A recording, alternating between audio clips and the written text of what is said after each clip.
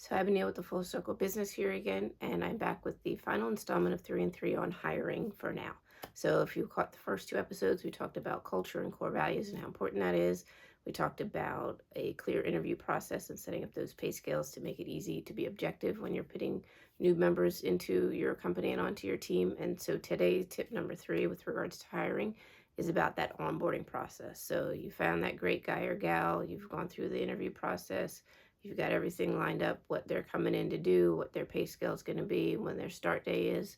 And then we have onboarding, which a lot of people unfortunately kind of forget about and don't put enough emphasis on. So those first few days, few weeks, few months are going to be really critical to the success of your new hire and getting them on board and up and running smoothly and successfully. So tips on how to make sure that happens. One is, again, create a process for what that looks like when we onboard a new employee. What's going to happen on day one? What's going to happen in that first week? What's going to happen in that first month? So day one, you're going to want to have them come in, most likely handle any paperwork you have, maybe meet the team, some people that are behind the scenes that they may interact with on the phone if they're in the office, introduce them to their foreman and their crew, whichever team they're going to be working with, and make sure they get off to a smooth start. I wouldn't worry too much about them working an 8-hour day on day one as much as getting them introduced to the team and the company and feeling like they're comfortable with the decision they made to join your business. So, again, with all hiring, the goal should be a good fit both ways. So they should be a good fit for you. You should be a good fit for them, and helping them on board successfully will help make sure that happens.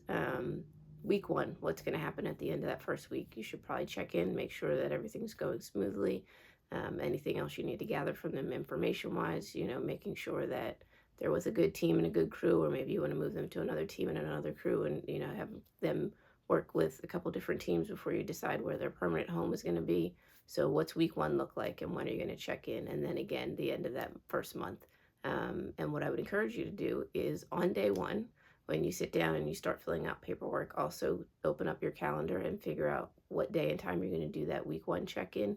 If you want to do one on week 2 or week 3, put those on your calendar right away, and definitely do that end of the first month check-in as well. Schedule those on day one with the employee while they're sitting with you in your office filling out paperwork, so that it's already done and on your calendar and on their calendar, and you don't have to think about it later. You don't have to forget about, oh, it's now the end of the second week and I still haven't checked in with this new employee. So do it in the moment when you're both together.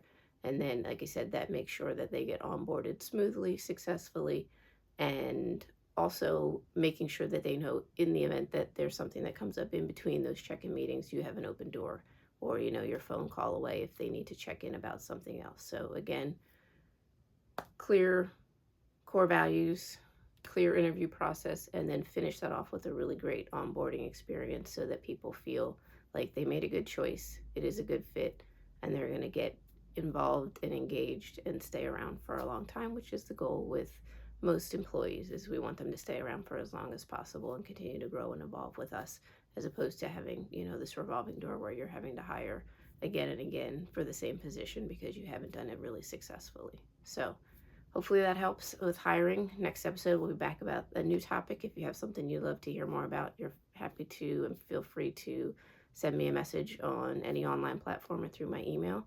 And until next time, I look forward to the opportunity to help you get from stressed to streamlined.